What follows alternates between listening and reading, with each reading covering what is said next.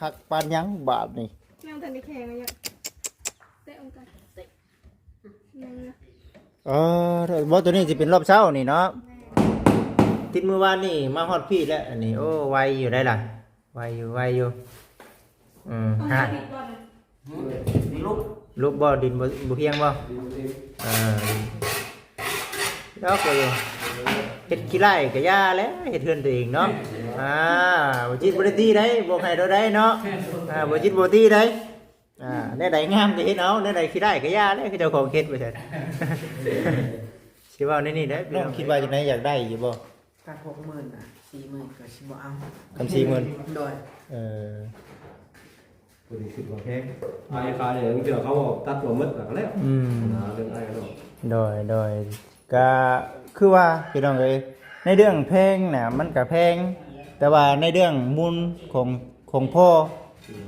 เฮาก็อยากได้ซะเฮาก็บ่จักว่าเฮาก็ลูกเต้าเนาะเฮาก็จะเป็นหน้าที่จะดึกไว้ว่ายังหน่อยก็อันนี้คือเป็นมูลของพ่อเฮาเองเนาะพอเป็นความทรงจำนะอันนี้คือถึงมันสิหน่อยก็ยะหาฮกให้ก็ได้แม่นบ่น้อง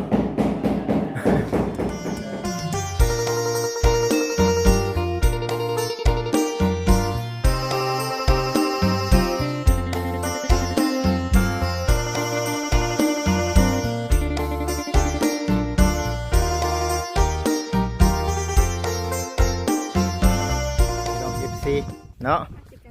เอาในนั้นก็ได้ใช่เนาะโอ้มื้อนี้บ่แพงเมียเนาะโอ้มื้อนี้เมียบริการดีเด้อมื้อนี้เด้อเนาะเอาพี่น้อง FC กับสบายดีเนาะ FC ทุกท่านสบายดีแดดเนาะแบบนี้เด้อบ่จิจึงมักแดดนะพี่น้องเอ้ยเนาะ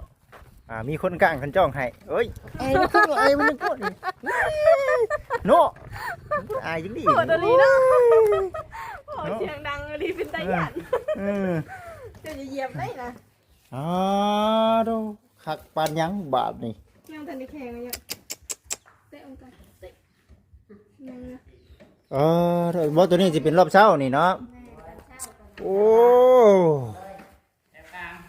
ตัวนี้ได้เนาะตัวนี้เนาะตัวนี้ได้เนาะนี่เนาะตัวนี้บ่ได้ตัวนี้เนาะโอ้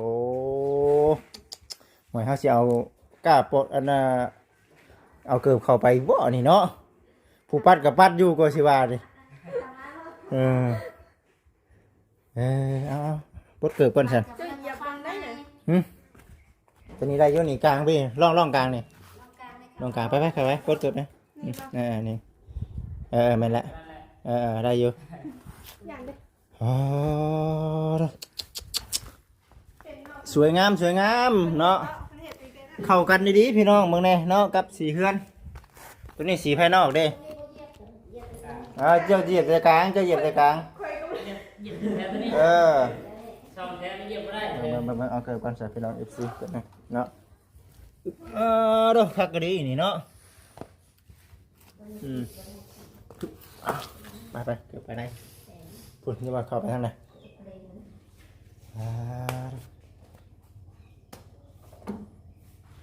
พูดลงมาเกือบจะเนี่ย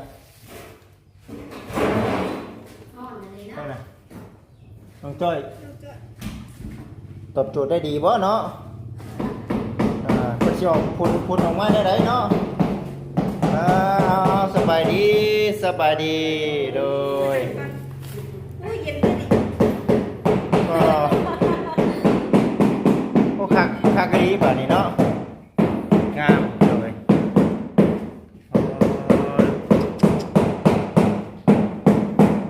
สวยงามสีเดียวกันกับเพื่อนน้องดาวแต่ว่าคนอะไรเนาะเพเมนบอนี่ตัวนี้บอเพนี่บออย่างไรเบิ่งได้เนาะเพไปแม่นนี่บ่เอามาเนาะ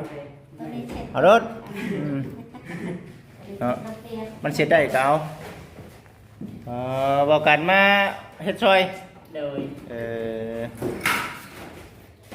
คุณมึงเจอสบายดีเป็นยังไงล่ะมีเรื่องอะไรนี่ ตาเปียกมาเลย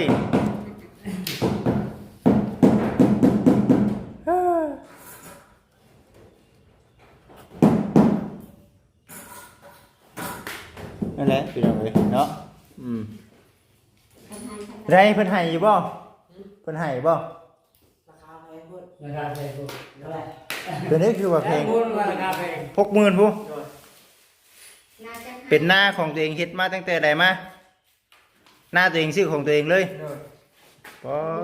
60,000ได้ยินมาเวียงเพิ่นบอกว่าคำว่าเพิ่นเป็นว่าจะได้คำว่าเฮาซอยเพิ่นได้ อ๋อรถก็ได้แต่4มื้อเท่านั้น คำรู้ได้นั้นได้40,000 โดย ปาดมาสิทางนี้มันคือโหดแท้เนาะ ก็ถ้าพอนอนตากแดดมันหมาดเลย เดี๋ยวพาช่างแก้วไปเรียกว่าสิได้เนาะบ่ได้บ่ช่างแก้ว เท่าไรแล้ว โอ้ย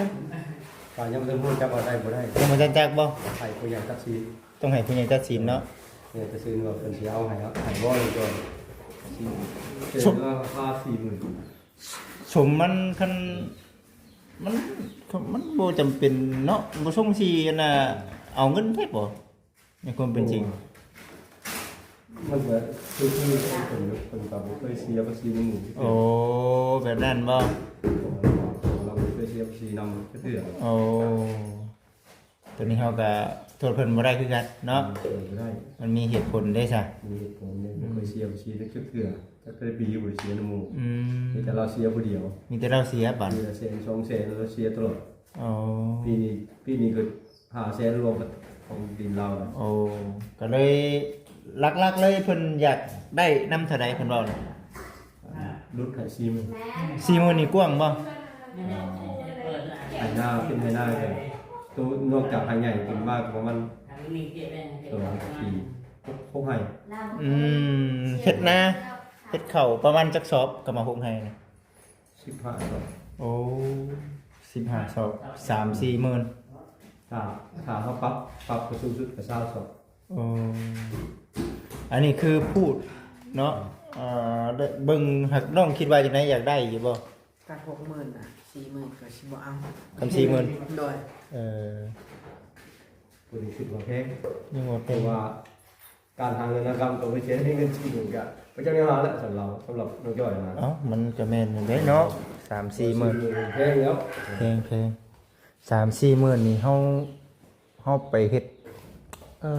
สิว่าจังไดเนาะแล้วแต่ผู้บริหารเนาะตัวนี้ยันว่าอยากได้พูดเนาะ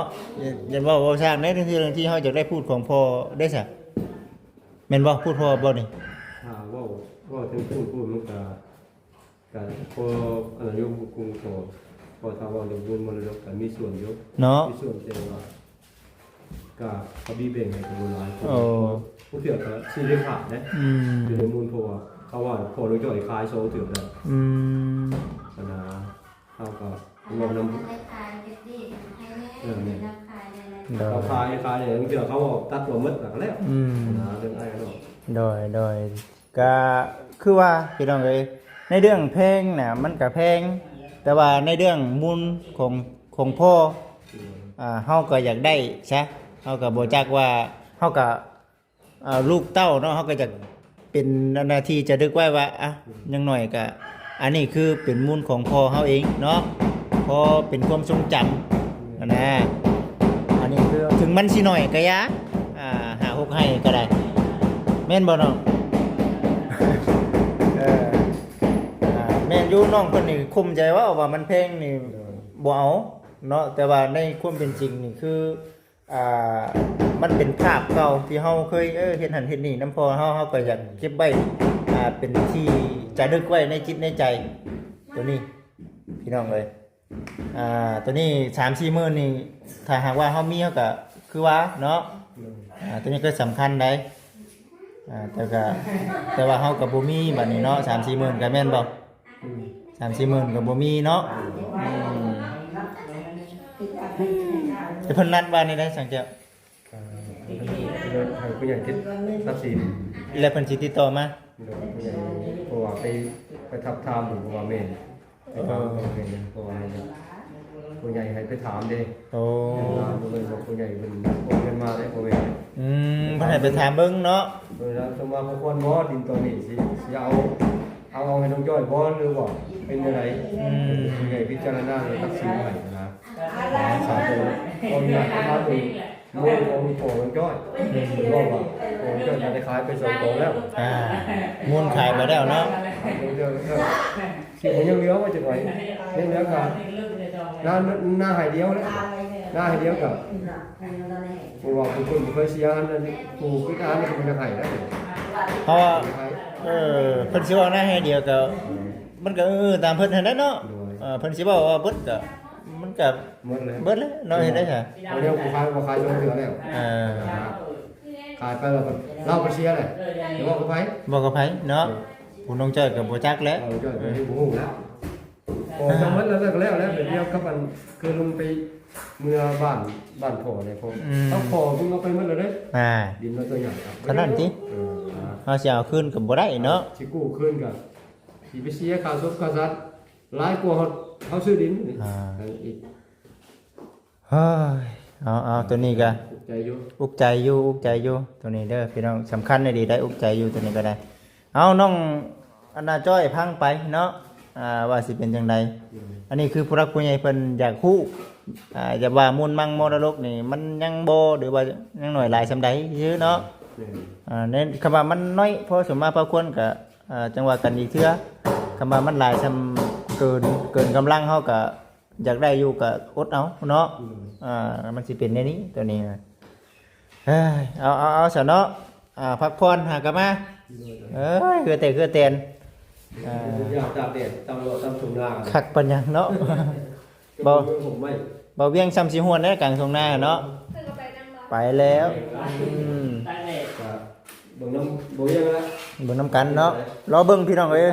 เราชมน้ำคลิปบ่ยัง มีเดือดอยู่บ่ บ่ บ่ได้เดือด ว่าเดือดสิเข้าไปเบิ่งพี่น้องเอ้ยเนาะ บ่ได้เดือด โอ้ ก็ว่าเขาจะให้ เบียกบ่ให้มีเด้อ ไปโอลมมันในวันเล็กคืนนี้โอลมถามแบบให้เราโอ้ไปถามชีวิตเราไปขึ้นเสียงแล้วแต่บ่ให้มีขึ้นเสียงว่าเป็นว่าสิมาพูดเอามาทำความเข้าใจกันเลยว่ามาถามมาอย่างเบิ่งว่า เฮาคุยกันด้วยเหตุผล คุยกันด้วยเหตุด้วยผล กันสิมาเว้าให้ปึ้งๆมันก็บ่แม่นเนาะ เราอยู่เราจะขึ้นเสียงแล้วเราบอก ที่ได้ขึ้นเลยเนาะ เฮ้ยแล้วคือคืนนะเราว่าเราก็ยุ่งเลยเอาว่าเหตุผลใส่ได้ก็เหตุแต่ละผลใส่อย่างเดียวเขาบอกเบ็ด บ่แม่นว่าเป็นเสียงเนาะแม่น พอน้องจ่อยนะก็เคยเสียในซีนึงเขาในซี ตัวนี้คือ แต่ว่าเขาให้เฮ็ดกิน เราอยู่ เรากินประเทศนาเราแล้วกันเนี้ย แม่น ของราคายแล้วเนี่ย เนาะตัวนี้ก็ได้พี่น้องเอ้ยเอามีแต่ว่าพังไปสั่นเนาะคำว่าบุญวาสนาน้องมีก็คือสิได้คิดไว้ที่บ่คิดว่าได้เคยสั่งก็พอเป็นที่จะรึกไว้สั่นนะโอ้ติดมือวานนี่เนาะติดมือวานนี่มาฮอดพี่แล้วอันนี้โอ้ไวอยู่ได้ล่ะไวอยู่ฮะลูกบ่ดินบ่เพียงบ่แล้วก็เฮ็ดขี้ไร่ก็ย่าแล้วเฮ็ดเฮือนตัวเองเนาะบ่จิตบ่ได้ตีได้บ่ให้เราได้เนาะบ่จิตบ่ตีได้แน่ใดงามก็เฮ็ดเอาแน่ใดขี้ไร่ก็ย่าแล้วคือเจ้าของเฮ็ดบ่ใช่ สิว่าในนี่เด้พี่น้องเอ้ยเนาะ เองก็เนาะ เฮ็ดเองเด้ นี่ไผบ่ได้เด้ บัดมันเป็นหันเป็นนี่ตีเจ้าของแล้วบัดนี้ โอ้ยติ ในใดงามก็เฮ็ดเอา ก็เพิ่นติดเอาเอง ในใดงามก็เฮ็ดเอาเนาะ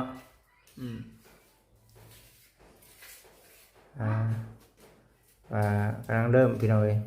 บ้านน้องสีทองกำลังปรับแม่นบ่เดี๋ยวสิไปอัปเดตให้ครับพ่อแม่พี่น้อง FC ได้เบิ่งได้ชม เราไปผู้เดียวครับ ผู้เดียวคือกันนั่นก็เนาะ แต่ผู้เพิ่นเนาะ บัดงานมันเข้าพร้อมกันพี่น้องเอ้ยเนาะ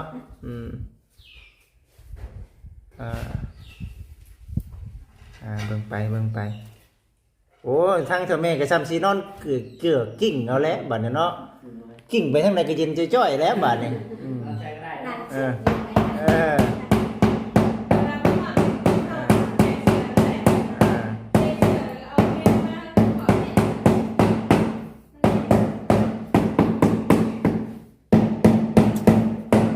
โอ้ ติดลายคนละผู้จะเก็บลายผู้จะเก็บลายลายของกันเลย แม่นเนาะมันมีลายมันเนี่ยมันบ่ได้คือว่าคือกันหากบ่คือเนาะคือว่าเป็นสีขาวอยู่แต่ว่าลายมันนี่เลยพี่น้องเอ้ย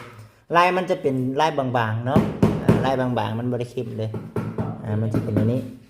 เฮาเบิ่งในกล้องนี่ครับ FC สิคิดว่ามันเป็นสีขาวล้วนแต่ว่าบ่แม่นได้พี่น้องเอ้ยมันจะเป็นลายเศษเนาะลายเศษแล้วก็งามด้วยนะพี่น้องเอ้ยงามที่หนึ่งนั่นแหละเฮ็ดไปจังว่า นอนเลยนะ มันใครอีดอกกันว่าตัวหลังคานี่อุกแกน้ำดูเนาะอันนี้ขึ้นเฮามุงบดเลยเด้ ลายเป็นสีที่โฟมนะ แม่นบายนำคือสีน้ำมันโอ้ยเนาะซ้ำทอดตัวเองไปน้ำได้นี่ โอ้โอ้นะ แม่น เด็ดเดือนสี่ก็เด็ดเดือนสี่ต้นหนาบอกเลยเดือนสี่ต้นหนา แม่นเอาพี่น้อง FC ในนี่ได้นี่โอ้ได้หลายเติบได้พี่น้องเอ้ยนี่เด้สวยงามเนาะสวยงามบ่เกิน 2-3 มื้อดอกแต่ว่าส่วนตัวห้องที่เฮายังบ่ได้ทาสีเลยสิเฮาโจ๊กก่อนแม่นบ่ตัวนั้นเฮาย่านสีมันถึงเนาะ แล้วเรื่องนี้ก่อนนะ เพราะว่าย่านสีติดตากะโลได้พี่น้อง น้ำชอบลง แต่ว่าสีน่ะคือเฮายังบ่ได้มีพี่น้องเนาะสีรองพื้นมีแล้วยังแต่สีของแท้นั่นแหละยังบ่ทันมี สีสีภายในเนาะแต่ว่าสีทั้งนอกเฮือนน่าจะพออยู่พี่น้องสีทั้งนอกเฮือนน่ะพอสีทั้งนอกเฮือนยังแต่สีสีนี้แหละสีไข่เฮานี่เองมาเบิ่งพี่น้องเนาะเข้ากันครับเป็นยังเอาสีตากะโลกับสีไข่เฮา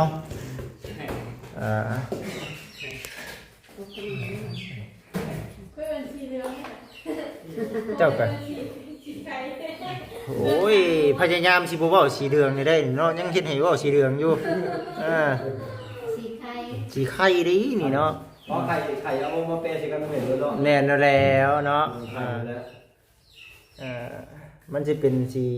เดืองๆอ่อนๆน้ำแน่ว่าผักอยู่พี่น้องเอ้ยงามอยู่เบิ่งไปนำกันเจ็มเลยมาสัน คือมันก็ เอาไปซื้อ ซื้อกาแฟ ปักเสียงไหมเสียงตัวกันเลย ระวังได้เนาะ สอดขึ้นเดียว หันน่ะ โซนหน้าต่าง ระวังได้เนาะ ตัวกันระเบิด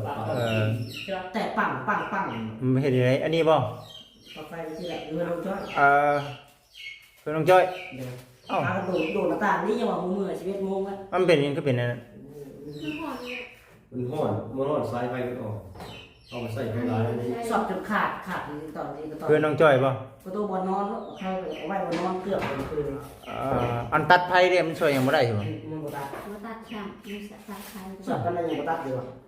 จนลุกถึงมาตัดไข่จนขนาด บ่ตัดเนาะโดนสอดน่ะ น้องดาวไปชิ้นแรกน้องหนักว่าแบบบุก้าออกไฟมันสอดตัวหนาโดดตรงเยี่ยมออกพุกน้องถ้วยอยู่คนละห้องเลย กลางคืน คือ11 โมงแล้ว เอาเลยมันเป็นหยังแต่เฮาบ่ได้ดินหยังล่ะบ่ บอกเสียบปลาไว้อย่างเสียบพัดลมอย่างนี้นะ คือเป็ดอันนั้นเนาะ พัดลม ปกติอันตัดมันตัดตัวใด โดยนี่มันบ่ตัด ของห้างอยู่เพื่อนต้นนอกคนข้างใส่ผัดชอบแล้วตัดลง แม่ ดูตัดก็ได้อันนี้บ่ตัดเพราะตรงช่างผลิตเดียว โอ้ อันนี้ แต่ย่านได้ ส่วนคนหมดตัดถึงมันเก่งมันว่ายันกับปั๊บเก่งเลย โอ้ เรามูจับที่เรา เอาอ่อนๆลงนี่อ่อนๆนะ เข้ามาวันนี้ให้เขาเบิ่งหน่อย อ่อนๆกินไฟบ่มอนลงอีกเนาะอย่ามันแห้งโพดจัก ไฟจุดมึนยังบ่ตัด โอ้ สั่งมันไต่ไฟในห้องนอนมึน บุญแน่ยังสุดเหนื่อยเนาะยังไม่ได้นอนบ่ตอนนั้น รับแล้ว อันน่ะ ก็เมื่อ เป็นมือนะ ผู้มือปัดคิวๆมือตาเบิ่งปัดไผลูกชุดว่ะโดดหน้าต่างเลยว่ะ โดนหน้าต่างได้เอาเฮ็ดได้มันจังหมอดบัด บุกน้องถ้วยแรกเป็นการตะพานนี่แค่ปัจจุบัน อันน่ะ ลม ลม ผู้ใหญ่เตาเขาเปิ่มผู้ใหญ่เตาเขาแตก ไปจ้ะ คนฟังตะนอนโน้น ไป บ่อยากขึ้นเสื้อผ้าด้วยเนาะตอนน่ะกระลุกกระล่นอยู่แล้วเบิ่งครั้งแรก ได้บ่ล่ะกูไม่ใช่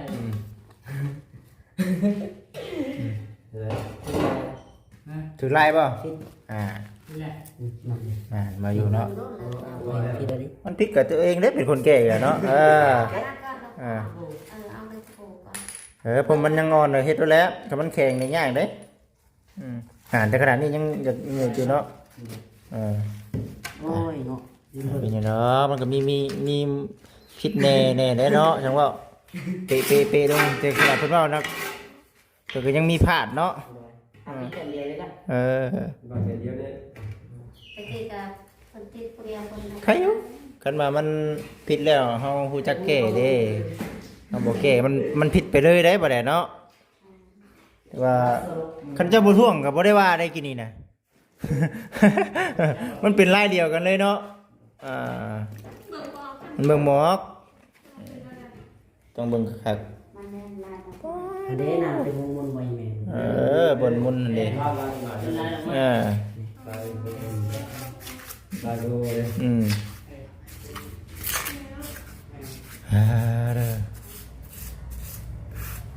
อเบิ่งไปน้ำกันพี่น้องเอ้ยถือว่างามเดี๋ยวนี้โอ้มีเงาเลยเด้นี่เนาะมีเงาแล้วนี่โอ้ตัวเอาพี่น้องเบิ่งนี่เนาะเบิดเท่านี้แล้วยังบ่ได้ติดฮอดพุ่นนะฮะกับติดฮอดพุ่นรอบเจนะโอ้กินกันคักปัญญังเนาะ ว่าข้างนอกขัดแล้วเปิดไฟน่ะมันออกสีม่วงข้างนอก เห็นป่ะ โดย บัดข้างนอกบัดเงาเนาะเงาม่วงเด้ มันจะทอนกับอันผาเลย เป็นสีเดียวกันเลย โดย À. มันจะออกม่วง เข้ากันแล้วนะพี่น้องเลยเนาะ ออกสีครีม แม่ สีครีม มันส่งเข้าสีไข่เลย ต่อบ่เวลาเปิดไฟบ่ โดย มันเป็นสีขาวๆอีก คืนเลย เครื่องอยู่แล้วป่ะเครื่องอยู่เนาะ ปรุงขัดเลย เครื่องอยู่ เป็นโลสีครีมแบบเพราะต้องเล่นแบบคนเดียวของครีม ว่าเจ้าของชื่อมากก็ยังรุ่นเบิ่งวะ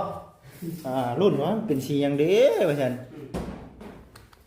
เฮ้ยเนาะเอาถือว่าอยู่ในขอบข้างนี่ทั้งน้องเพิ่นว่าสิเฮ็ดไปเดียวกับทั้งน้องดาวเนาะ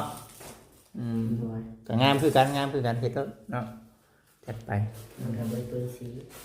เฮาบ่ได้เอาสีมาตัดเด้เนาะ โดย เฮามีตากระโดไว้แต่เด้ ตัดถึงเหรอ ตัดครึ่งบ่ เป็นสองหาเส้นลงดาวด้วย ครึ่งใบ